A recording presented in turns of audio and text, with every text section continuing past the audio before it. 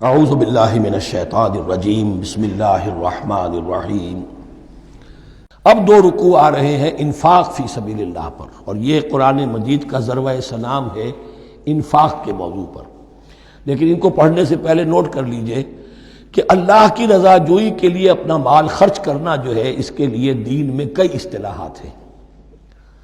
کھانا کھلانا، یطعمون الطعام علی حبہ مسکینا و یتیما و اسیرا، آت المال علی حبہ ذوی القربى والیتامى، ایتاء مال، اعطاء۔ پھر اس سے آگے آتا ہے صدقہ، زکوٰۃ، انفاق، قرض حسنہ۔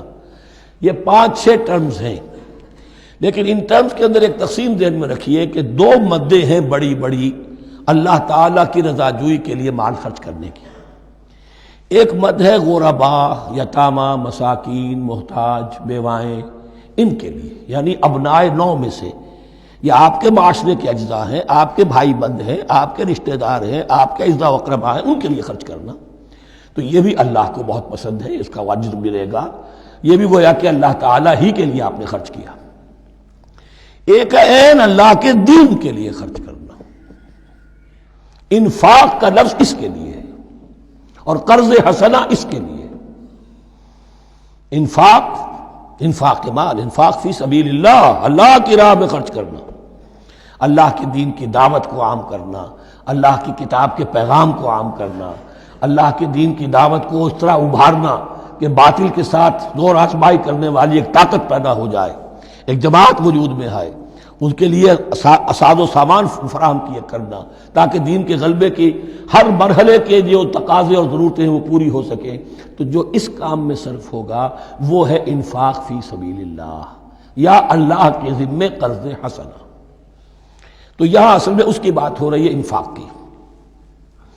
مثل الذین ينفقون اموالهم فی سبیل اللہ ہے، مثال ان کی جو اپنے مال خرچ کرتے ہیں اللہ کی راہ میں۔ عام طور پر یہ فی سبیل اللہ جو ہے وہ سبیل پانی کی بنا دی، وہ بھی سبیل ہے، ٹھیک ہے، وہ بھی سبیل تو ہے، نیکی کا وہ بھی راستہ ہے، سبیل اللہ ہے، لیکن یہ کہ فی سبیل اللہ خرچ جو ہے اس کا بالکل مفہوم اور ہے۔ وہ صدقہ ہے، خیرات ہے، زکوٰۃ بھی اصلاً جو ہے وہ غریبوں کا حق ہے، لیکن اس میں بھی ایک مد سبیل اللہ کی رکھی ہوئی ہے۔ اگر تو آپ کے قریب اعزاء و اقارب ہیں، غرباء ہیں، تو ان کا حق فائق ہے، پہلے ان کو دی۔ بہرحال فی سبیل اللہ انفاق۔ مثل الذین ينفقون اموالهم فی سبیل اللہ کمثل حبۃ انبتت 7 سنابل فی کل سنبلۃ 100 حبہ، مثال ان کی جو اللہ کی راہ میں خرچ کرتے ہیں اللہ کے دین کے لیے، ایسے ہے جیسے ایک دانہ کہ اس سے 7 سنبلیں پیدا ہوئیں، 7 خوشیں، 7 بالیاں، یہ 7 سٹے۔ باجرے کا سٹا ہوگا، کتنے دانے ہوتے ہیں اس میں؟ مکئی کا سٹا ہے، اس میں کتنے دانے ہیں؟ فی کل سنبلۃ 100 حبہ، اس میں 100 دانے موجود ہیں ہر ایک میں، تو ایک دانے سے 700 دانے وجود میں آ گئے۔ اسی طریقے سے اللہ تعالیٰ جو بھی اس کے دین کے لیے مال خرچ کرے گا، اس کے مال میں اضافہ کرے گا، اللہ تعالیٰ ان کو جزا دے گا اور اس کو بڑھاتا رہے گا اپنے ہم۔ واللہ یضاعف لمن یشاء، اور یہ تو تمہیں تمثیلاً بتایا ہے، اللہ اس سے بھی دگنا کرے گا جس کو چاہے گا، صرف 700 گنا نہیں، اور جتنا چاہے گا بڑھائے گا۔ واللہ واسع علیم، اللہ کے خزانوں میں کوئی کمی نہیں ہے، بڑی وسعت والا ہے اللہ، بہت سمائی والا ہے، اور وہ سب کچھ جاننے والا ہے۔ الذین ينفقون اموالهم فی سبیل اللہ، پھر جو لوگ کہ اپنا مال خرچ کرتے ہیں اللہ کی راہ میں، ثم لا يتبعون ما انفقوا منا ولا اذى، پھر جو کچھ وہ خرچ کرتے ہیں اس کے بعد نہ تو تکلیف پہنچاتے ہیں نہ احسان جتاتے ہیں۔ دیکھیے جی، میں نے اس وقت اتنا چندہ دیا تھا، معلوم ہوا کہ میرا حق جو ہے وہ زیادہ ہے، پھر میری بات مانی جانی چاہیے۔ ہم چندے زیادہ دیتے ہیں تو بات بھی تو ہماری چلنی چاہیے۔ یا اگر کسی جو کارکن کو دیا ہے جو اللہ کے دین کے لیے کام کر رہا ہے، یہ بھی ان 2 رکوعوں کے آخر میں بات واضح ہو جائے گی۔ کوئی شخص ہے اللہ کے دین کے کام میں لگا ہوا، آپ اس کو ساتھ تعاون کر رہے ہیں تاکہ وہ اپنی معاش کے اوپر اپنا وقت نہ لگائے، اپنا پورا وقت جو ہے وہ دین کی خدمت میں لگائے۔ لیکن اب اگر کہیں آپ نے اس کو جتا بھی دیا، اس پر احسان بھی رکھ دیا، کوئی تکلیف دے کلمہ کہہ دیا، تو جو آپ کا اجر و ثواب تھا وہ 0 ہو جائے گا۔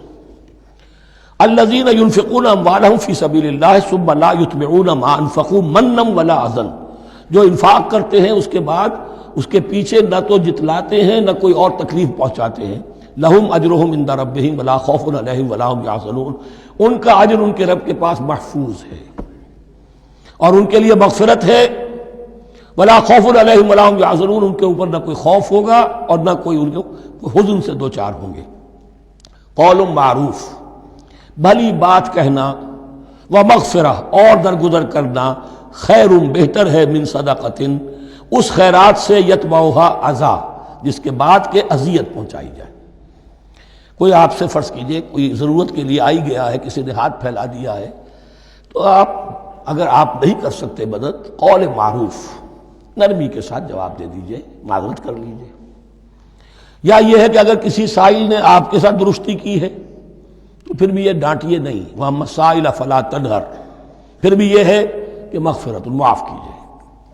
یہ کہیں بہتر ہے اس سے کہ دے تو دیا، خیر من صدقۃ یتبعھا اذی، اس کے بعد اسے دو چار جملے بھی سنوا دیے، کوئی اور سلواتیں بھی سنا دی اسے، تو اس کا کوئی فائدہ نہیں ہوا۔ واللہ غنی حلیم، اللہ تعالیٰ غنی ہے اور حلیم ہے۔ یہ کیوں کہا گیا کہ تم اگر کسی کو دے رہے ہو تو اصل میں اللہ کو دے رہے ہو۔ ایک حدیث میں آتا ہے کہ اللہ تعالیٰ اپنے بندے سے شکایت کرے گا، اے میرے بندے تیرے پاس مال تھا، میں نے تجھ سے مال طلب کیا تھا، میں بھوکا تھا، میں نے تجھ سے روٹی مانگی، تو نے مجھے کھلایا نہیں۔ بندہ کہے اللہ تو غنی ہے، تجھے بھوک، تجھے احتیاج، کہ وہ جو میرا بندہ تھا جو بھوکا تھا، اس نے جو مانگا تھا تجھ سے وہ میں ہی تھا، اصل میرا بندہ تھا۔ الخلق عیال اللہ، تجھ سے انہیں کھانے کو نہیں دیا تجھے، تو گویا کہ مجھے نہیں دیا۔ اے میرے بندے میں ننگا تھا، میں نے تجھ سے میں نے چاہا کہ میرا سطر ڈھانپ دے، مجھے کوئی لباس دے دے، لیکن یہ کہ تو نے نہیں دیا۔ یہ اسی طریقے سے تو سمجھ لیجئے کہ اللہ تو غنی ہے، جو دے رہے ہو سمجھ لو کہ اللہ کو دے رہے ہو، اور حلیم ہے، وہ حلم والا ہے، فوراً نہیں پکڑتا تمہیں۔ تم جو بھی کرتے ہو، جو دل سے اتری ہوئی شے وہ اللہ کے نام پہ دے دو، جو ردی چیز ہے وہ اللہ کے نام پہ دے دو، تو اللہ تعالیٰ کی غیرت جو ہے اسی وقت اگر جوش میں آ جائے اور تمہیں پیس کے سرما کر دے وہ، تو وہ کر سکتا ہے، لیکن نہیں، حلیم ہے، وہ دیکھتا ہے کہ میری توہین کر رہا ہے، مجھے دے رہا ہے اور یہ دے رہا ہے۔ صدق اللہ العظیم۔